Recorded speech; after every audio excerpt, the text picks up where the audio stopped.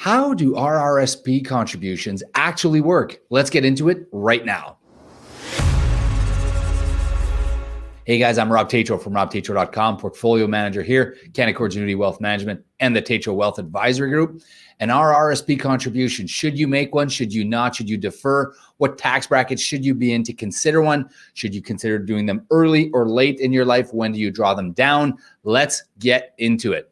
First off, take a sec to like and subscribe, give us a share, tell us your comments, thoughts below. We'd love to hear what your thoughts are about this now. So an RRSP contribution, the big advantages, I'm going to talk about 4 advantages today. Okay, first off, tax relief, immediate tax relief. All right. When you make the contribution to an RRSP account, you immediately get the tax relief from the government.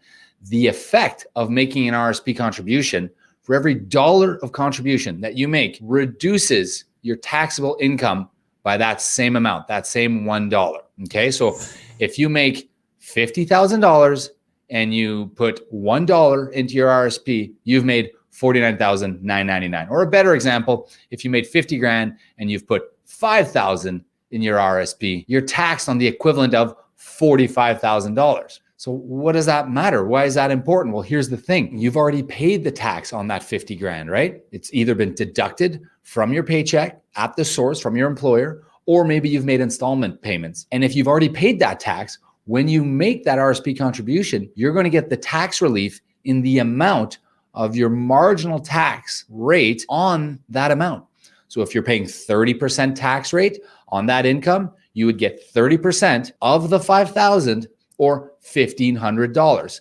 And you get that immediately or after you file your taxes in the form of a tax refund. So the neat thing about the RRSP contributions, the main thing for sure, the reason that people do it the most is definitely the tax relief. So the upfront tax relief. So I've made 50 grand, I put 5,000 in my RRSP account. I will get $1,500 to use however I see fit in the form of a tax refund. Now, there's a couple other things too. I mean, remember the RRSP is it's an account that's registered with the federal government and it's used to save for retirement.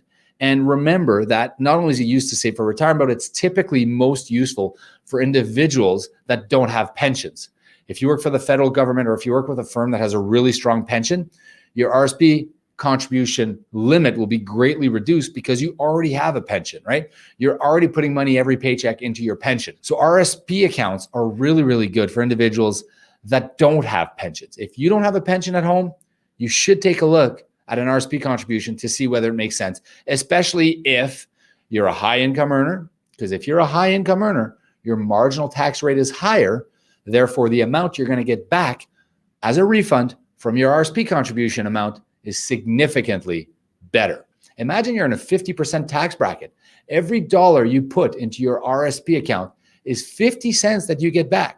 So you put $1 in your RRSP account, you invest that, you buy, a portfolio of securities, stocks, bonds, private equity, private real estate, whatever you want, RRSP eligible investments. So now you have $1 of investments that is working for you. And maybe you take that 50 cents refund, right? You got that refund in the form of a check or a direct deposit into your bank account. So now you got that refund.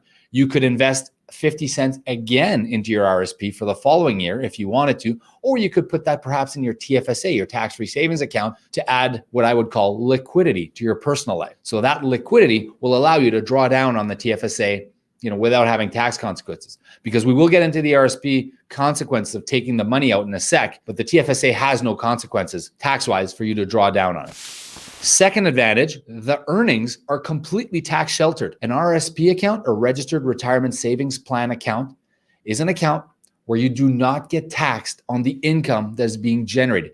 The income, the dividends, the interest, the capital gains, the return of capital, whatever form of gains that you make inside of that account is completely tax-free in the year that it's received.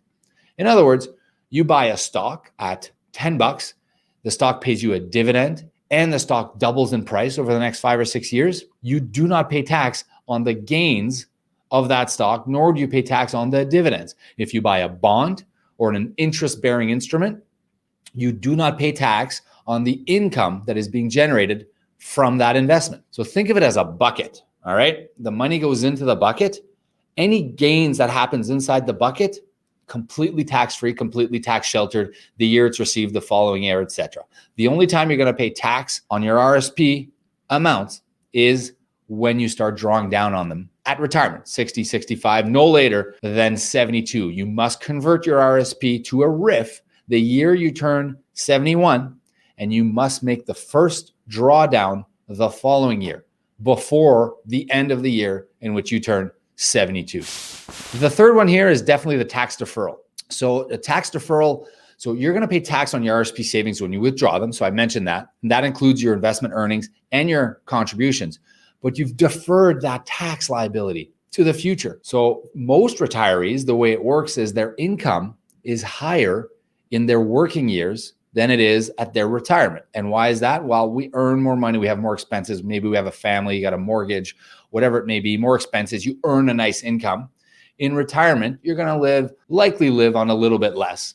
Now, if you're in the 1 or 2 or 5% of the population that's going to have a higher top tax bracket income in retirement, then you should check out our other videos on legacy building, on planning for your estate, and making sure, because there are other ways that you can try to reduce your taxable burden in retirement through proper retirement planning and estate planning. There are ways where you could do proper retirement planning and estate planning in order to reduce your tax burden.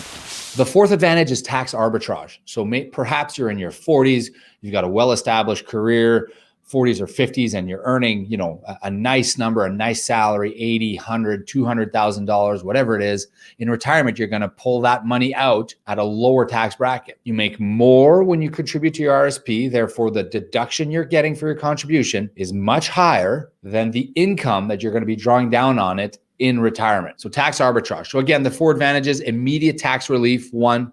2, tax sheltered earnings. So you do not pay tax on any of the income that's generated.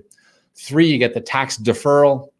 And 4, you get the tax arbitrage potentially. So RSP account makes a lot of sense for individuals. Remember, it's 18. The maximum you can contribute is 18% of your earned income in the prior year. 2021, that number is just below 28,000. It increases every year. If you're a member of a pension plan, I mentioned it earlier, you do get a pension adjustment, which reduces the amount you can contribute to your RSP. Most individuals that have pensions or strong pensions generally are limited to 3 to 7% of the amount that they've earned. So significantly less. You can carry forward your unused RSP contribution. So if you don't make a contribution, you can carry it forward, and you start earning RSP contribution the moment you declare taxable income on your T4. So the moment you have taxable income as a 15-year-old or an 18-year-old or a 22-year-old, you start accumulating that contribution room.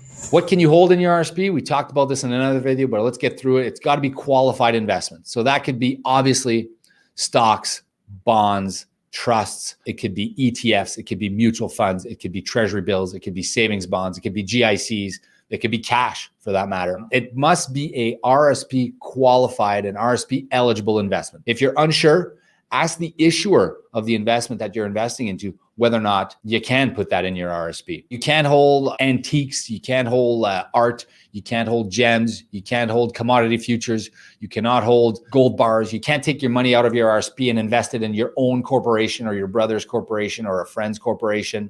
You cannot do that. A couple other things we want to talk about is the RSP, I mentioned this, must be converted to a RRIF by December of the year you turn 71. And you must make your first withdrawal the following year. And remember that if you're unsure about this or anything else, please reach out to us. Go to www.speaktorob.com. We'd love to book a no obligation consultation to chat about this or anything else that's on your mind. Thank you so much for tuning in today, guys. Take a second to follow, like, share, give us your comments. We'd love to hear your thoughts on this or anything else. I'm Rob Tatro from robtatro.com, portfolio manager at Canaccord Genuity Wealth Management and the Tatro Wealth Advisory Group. Thanks so much for tuning in. I will see you in the next video.